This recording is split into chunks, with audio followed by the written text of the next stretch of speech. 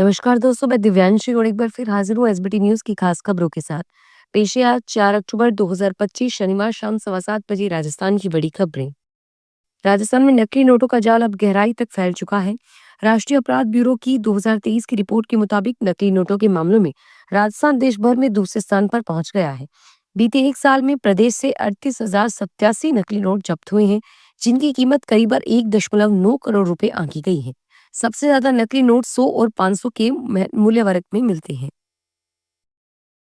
दिल्ली में डीजल संचालित वाणिज्यिक वाहनों को अब पर्यावरण क्षतिपूर्ति शुल्क देना होगा। सुप्रीम कोर्ट ने 10 साल से इन वाहनों को ईसीसी पर छूट दे रखी थी, लेकिन अब दिल्ली नगर निगम ने यह शुल्क लगाया है। इस शुल्क लगने से पहले अलवर से दिल्ली जा रहे दूध, सब्जी और अन्य उत्पादों के वाहनों पर अतिरिक्त बोझ पड़ेगा। बताया जा रहा है कि एमसीडी ने याचिका दायर करके यह शुल्क लगाने की मांग की थी।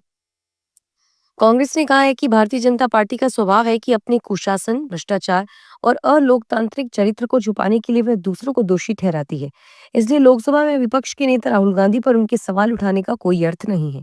कांग्रेस महासचिव केसी वेणुगोपाल ने कहा कि भाजपा की आदत है कि वह अपनी नाकामियों को छिपाने के लिए कांग्रेस को दोषी ठहराती है, जिससे हमें अंतर्राष्ट्रीय स्तर पर शर्मिंदगी उठानी पड़ती है।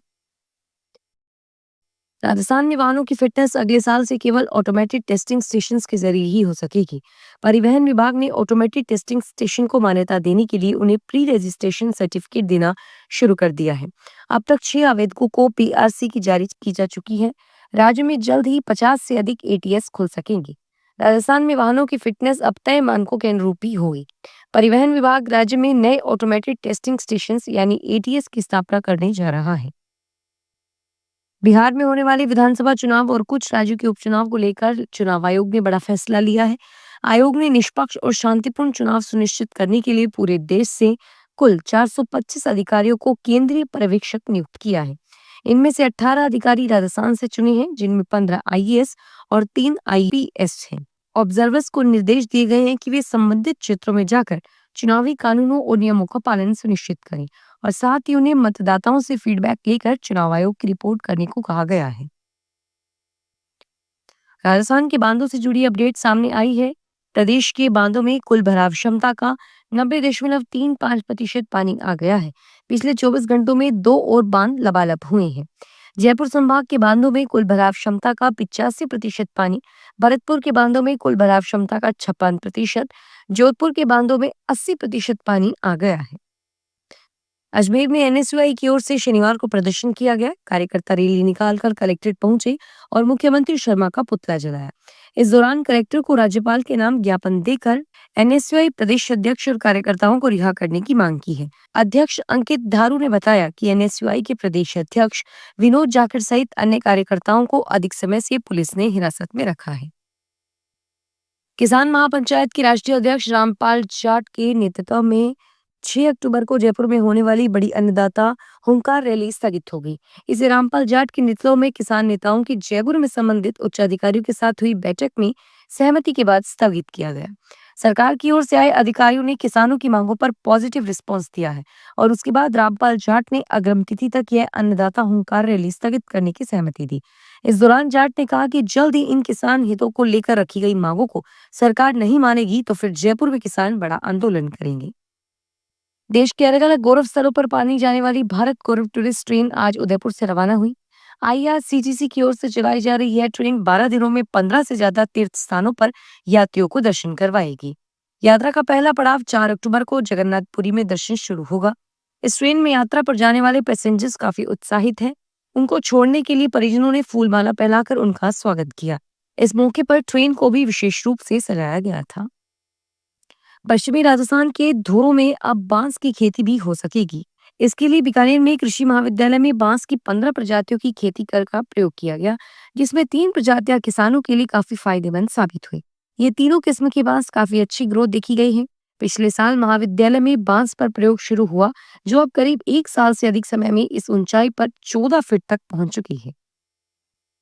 तमिलनाडु खाद्य सुरक्षा और औषधि प्रशासन विभाग के एक अधिकारी ने शनिवार को बताया कि चेन्नई स्थित एक फार्मा कंपनी के परिसर में खांसी की दवा के नमूनों में मिलावट पाई गई।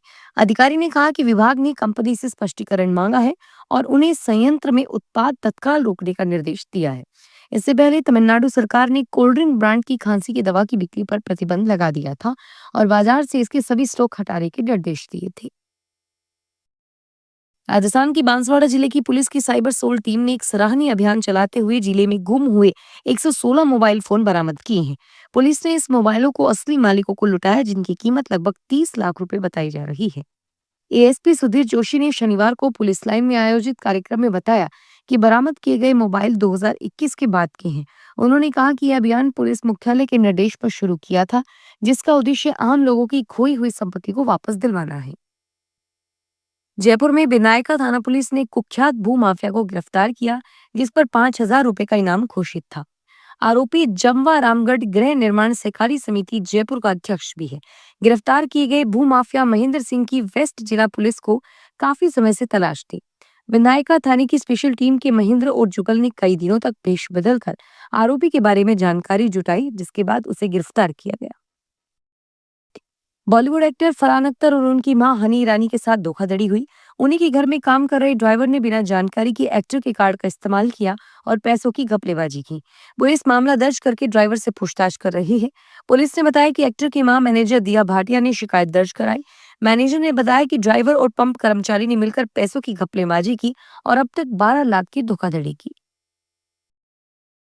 अजमेर जिले के मांगलियावास थाना क्षेत्र में डीजल चोरी का वीडियो बनाने वाले एक क्रैशर संचालक और उसके साथियों से मारपीट करने का मामला सामने आया। सेंदरिया के क्रैशर संचालक सौरभ ने बताया कि सराधना डिपो से डीजल टैंकर मंगवाया गया था। टैंकर चालक रास्ते में हाईवे पर एक ढाबे पर रुका, जहां 7 से 8 लोग टैंकर से डीजल चोरी करने लगे। इस दौरान उनके साथी वीडियो बनाने लगे तो बदमाशों ने उन पर लाठी डंडों से हमला कर दिया। फिलहाल इस बुलेटिन में इतना ही और फिर हाजिर होंगे तमाम बड़ी खबरों के साथ। धन्यवाद।